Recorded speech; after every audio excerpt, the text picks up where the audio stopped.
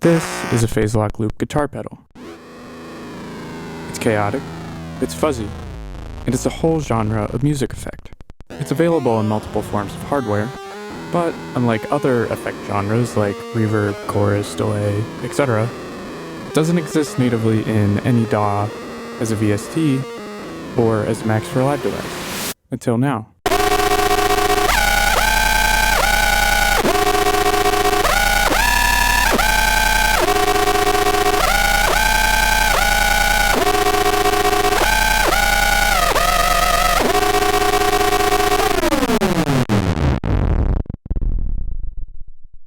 This is PLLague, a phase-lock loop Max for Live device. A basic phase-lock loop algorithm runs a VCO and an input signal into a phase comparator to lock the phase of the input signal to the VCO. Basically, what this means is you're pitch tracking your input signal and running it into an oscillator. Most PLL hardware units have their own additional onboard effects, like harmonization, pitch drops, or different types of filters that give the unit its own individual sound character, which is usually pretty chaotic. To give this device its own signature sound, I wanted to give it the ability to be clean, as clean as a PLL can be, while also being able to harness that chaotic sound if desired. I'll explain what that means over here in the controls. When PLLague is open to its default, we just hear a pitch tracked sine wave. That's on, and off is just a drag guitar. The first control is the input gain. The dry input runs directly into the fuzz gain when this asterisk is enabled, so the dry output becomes a dry fuzz. If we crank the input gain, we have a nice hard clip fuzz guitar signal. This is here so that you can mix your dry fuzz signal with the output of the PLL. Next, we have the focus knob, which is just a low pass filter for the pitch tracking algorithm. If we look at the guitar signal through an EQ8, we can see a fundamental with multiple harmonics. What we want to pitch track is that fundamental, so applying a low-pass filter to the input will help the algorithm isolate that pitch. To see this in practice, I'll put the focus knob up and play a low note.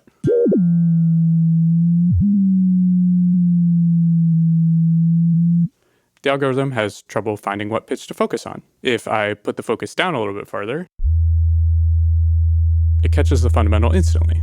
The next parameter is the glide parameter, which just gives you control over how fast or slow the pitch will change. If the glide is all the way up, the pitch will change in a more glidey fashion.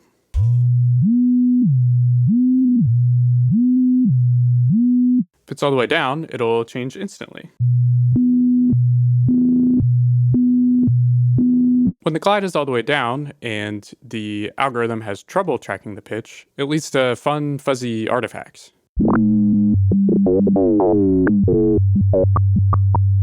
So you can be clean or chaotic. Next is the bank of oscillators. Going into the oscillators is a perfect chance to explain why this device is novel and what makes its sound characteristics individual. Every hardware PLL that I'm aware of is thought of as a harmonic fuzz distortion. I'm putting distortion in quotes because it's not actually distorting anything. The VCO is just outputting a square wave, which sound fuzzy. So if we were to play the harmonic series of E in square waves, it would sound like a synthesizer. But what this device does is outputs a sine wave from the VCO. And then it runs that sine wave into a hard clipper, which turns it into a square wave.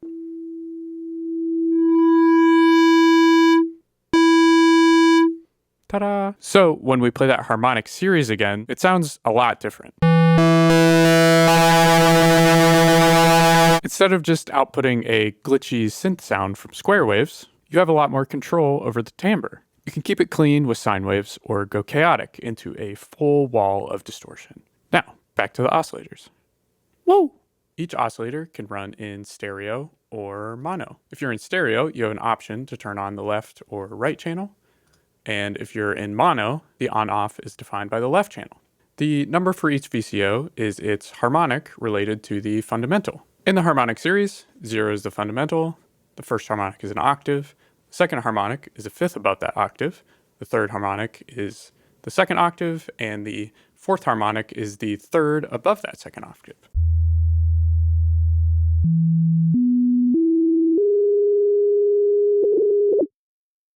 Picking a different number for each of these will sum the oscillators to give you a complex timbre.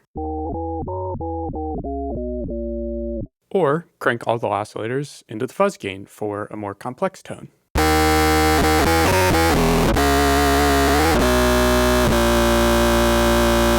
Each of these values can then be multiplied by the voice multiply knob. It takes the value on the knob and multiplies it by the other knobs. So at 1, they all remain the same. At 2, the top one would be the 8th harmonic.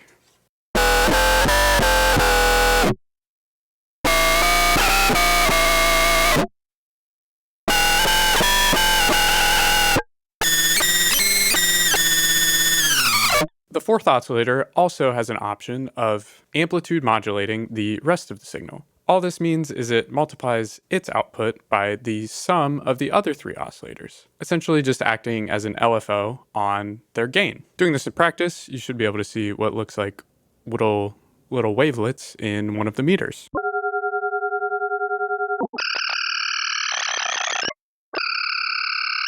Finally, there's the Divebomb, which is inspired by this device here. What it does is takes the frequency before the signal drops out, and then drops that frequency for the length of the Divebomb.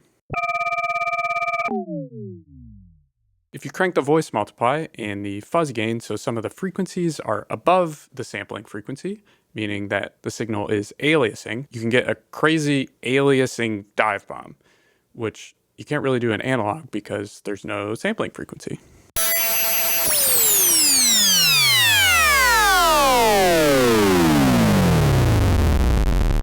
Finally, there's a noise gate to clean things up and an output gain, which is self-explanatory. If you click this asterisk button here, the dry in the dry wet will turn to true dry. So your unaffected signal will come out, no fuzz. And finally, there's this random section down here. There's a random button, so if you're having trouble picking a timbre, let it do it for you.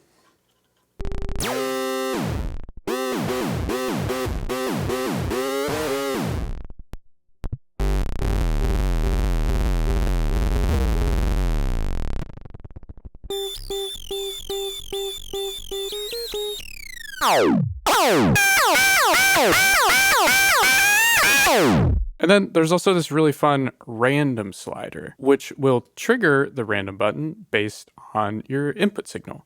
So essentially you can click the random button with your guitar. At 1, it will never trigger, and at low values, it will trigger often. I'll put some OTT on so you can hear it a little better in action.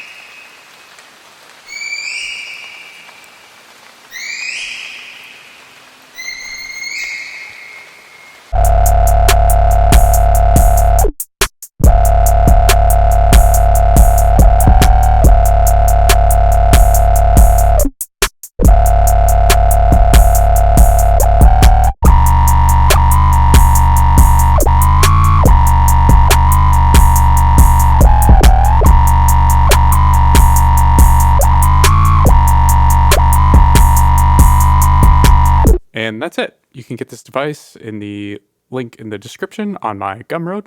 Thanks for watching.